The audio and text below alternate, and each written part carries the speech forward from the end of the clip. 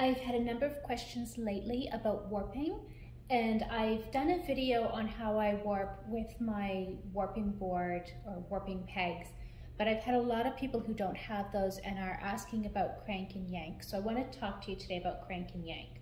So what you'll see here is my loom is fully warped, and it is on those multiple pegs at the end. You have to excuse the background here. It's not a studio, it's my house.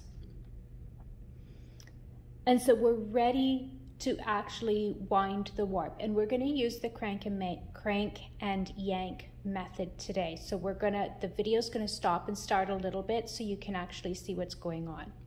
So if you noticed when I moved my camera over, all my loops are still on the pegs. I don't want to cut those yet until I've wound a little bit onto that back beam. I'm always afraid if I cut too soon, then these will move out of place. So I'm just going to wind a little bit just to hold everything in place.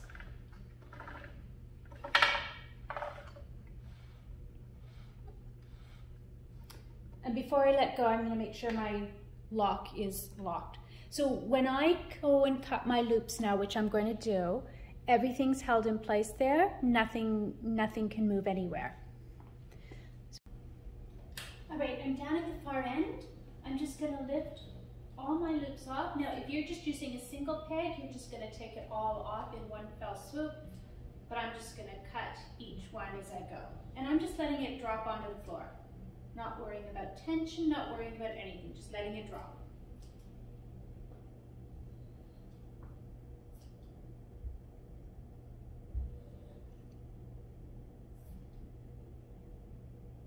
There we go, I've got everything cut.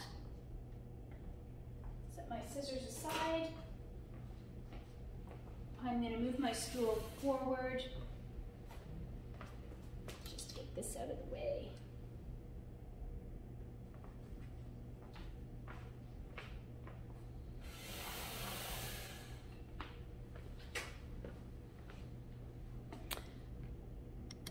And look at that, my warp is just lying there on the floor.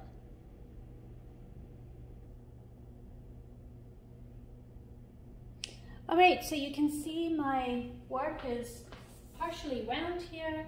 It's actually just lying on the floor here. As I said, I didn't worry about tension or anything.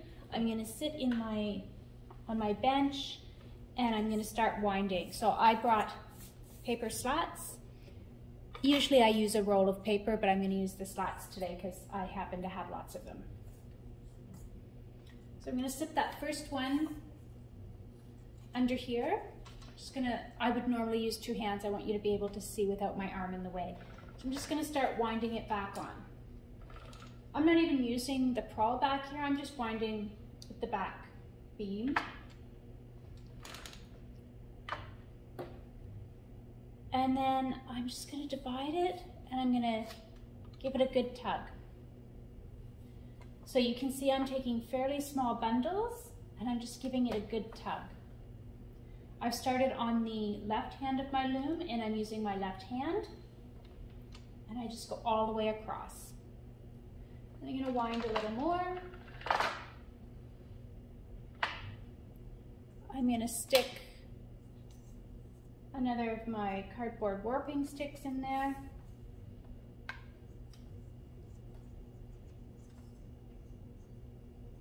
Just wind a little bit. My brake slips a little bit when I'm winding the warp on, so I always just make sure that it's locked.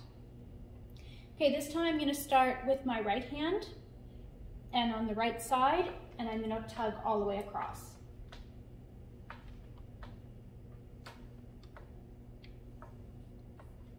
I'm going to wind more on.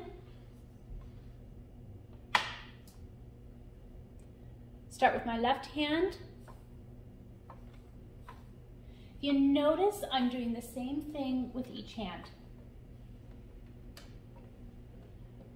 With each tug, so I'm just giving one firm tug each time. Some of you might be two tuggers, so it doesn't matter what you are.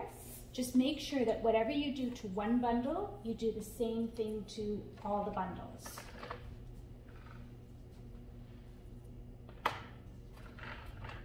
So last time I started from the right, this time I'm going to start from the left. So if you want to get, this is why it's important to check your lock. So no problem, I'll just put this slat back in and we will start again and check that lock.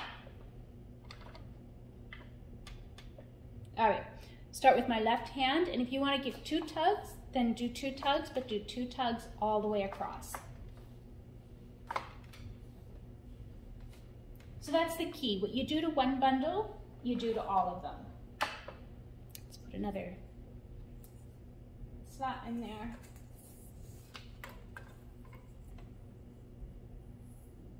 So notice I'm not petting my warp, I'm just winding. We started on there. You can see it winds, I get a little bit poked out when I do it.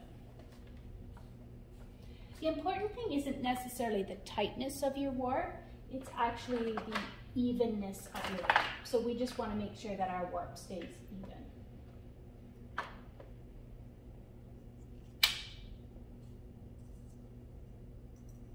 If you can't remember which side you started the last time on, it really doesn't matter that much. But as I'm sitting here, I'm realizing I can tell which one I started on last, because this hand still feels like I was tugging. So that means I'm starting on this side.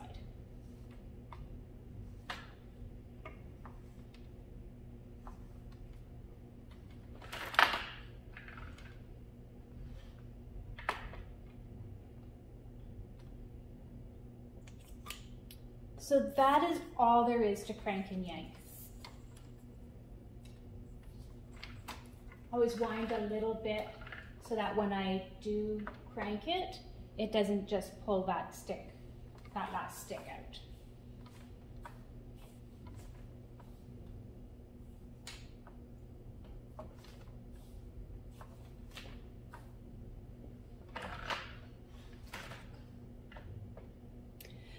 The important part, so lots of times people ask, well, how many winds do you do before you put a new slat in? You just want to make sure that your yarn can't dig into the layers underneath of it. So I don't count, I just go by how it looks. You can see I didn't wind it all the way back, and so it's coming forward. I'm just going to tuck that back in there, and then I'll wind.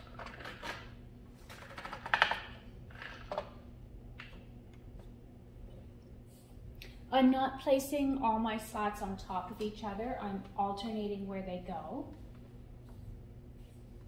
That also helps to make sure that it can't dig in too deep.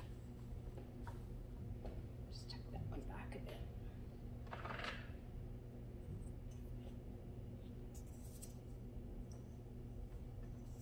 These cardboard warping sticks, they come with the Ashford looms. They're really inexpensive, so you can always buy more of them. And they fit, you know, get the size that fits your loom. They're super easy. I find they do a great job. I like paper too, but these do work really well.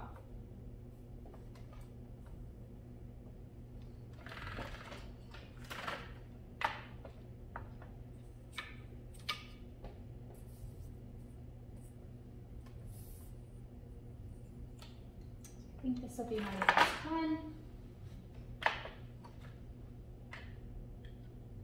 Yeah, so I want enough that I can tie my warp around, and I want some fringe. So I'm gonna pull this forward a little bit because I want to be able to wrap it easily, tie it easily, and have a fringe.